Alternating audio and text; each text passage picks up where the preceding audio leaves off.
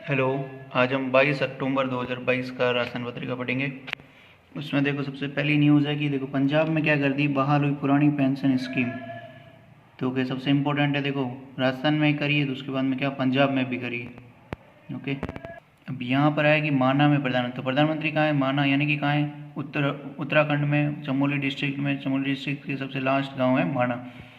वहाँ पर क्या बोला है कि मोदी ने बोला है, जी ने बोला है कि 5% स्थानीय उत्पाद खरीदे। जितने भी आप घूमने जाए वहाँ पर स्थानीय लोगों के द्वारा 5% अपना पैसा है वहाँ पर उनसे स्थानीय अवकाश का स्थानीय उत्पाद उनसे खरीदे। यहाँ एक इम्पोर्टेंट है, 4 साल में 11% आवेदन मिल सकी मंजूरी। धनतेरस आयुर्वेदिक को बढ़ावा पर पेटेंट में आया आड़े कानून।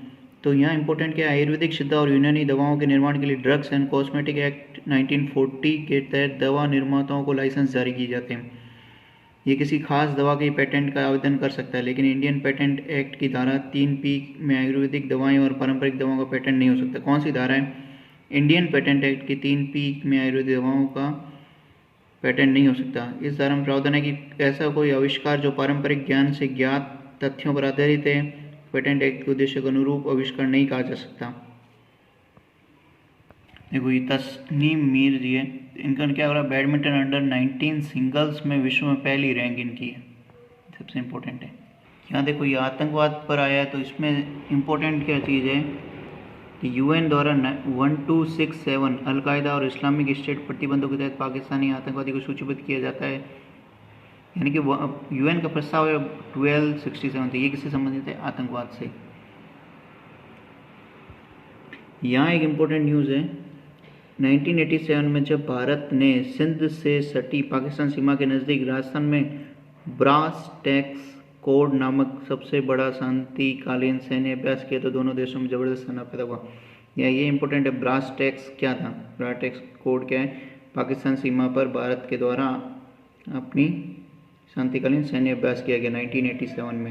यहाँ एक इम्पोर्टेंट है, अगले साल से लागू हो जाएगा दिवाली का न्यूयॉर्क पब्लिक स्कूलों में रहेगा अवकाश।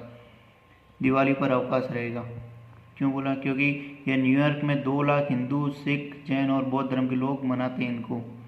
दिवाली पर छुट्टी की ब्रुकलिन क्वींस डे यानी कि एनिवर्सरी डे के अवकाश को अदला बदली की गई है।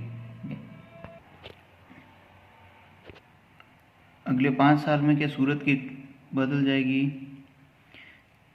और इसमें क्या इंपॉर्टेंट हुआ, भारत जहाँ नया भारत $5 ट्रिलियन की अर्थव्यवस्था के लिए तैयार है, वहीं कपड़ा सेक्टर 2025-26 तक $190 अरब का उद्योग बनने वाला है।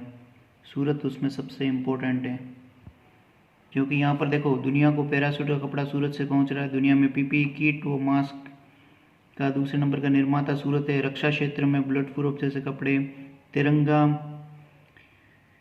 देश भर यूनिफॉर्म की साड़ियाँ, ड्रेस, राजनीतिक पार्टियों के वेश, लगेज के अंदर लेदर फैब्रिक, सोफ़ा कवर में रेक्सिन के नीचे नॉयलॉन की कोटिंग, चाइना से आने वाला सिल्वर कोटिंग, कार की सीटों के कवर का कपड़ा, सूरत में बनने वाले रेनकोट और मशीन के बेल्ट के कपड़े भी।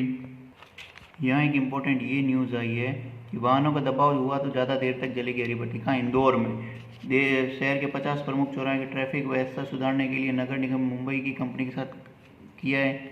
इसमें क्या होगा, इंटेलिजेंट ट्रैफिक मैनेजमेंट सिस्टम के तहत ऑटोमेटिक सिग्नल सिस्टम लगाए जाएंगे।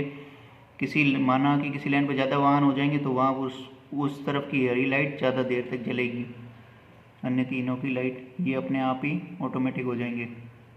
यहाँ एक इम्पोर्टेंट आया कि गुड गवर्नेंस का उदाहरण ये है कि न्यूजीलैंड में कानून बने सरल भाषा में संवाद करेंगे नौकरशाह, ताकि लोग आसानी से उसको समझ सकें। क्योंकि लोकतंत्र, न्यूजीलैंड के अध्यक्ष समावेशी लोकतंत्र बनना चाहते हैं। यहाँ एक इम्पोर्टेंट है कि 12 साल बाद खिले नीलगिरी की वादियों में कुरिंजी फूल, 12 साल बाद में खिलते हैं।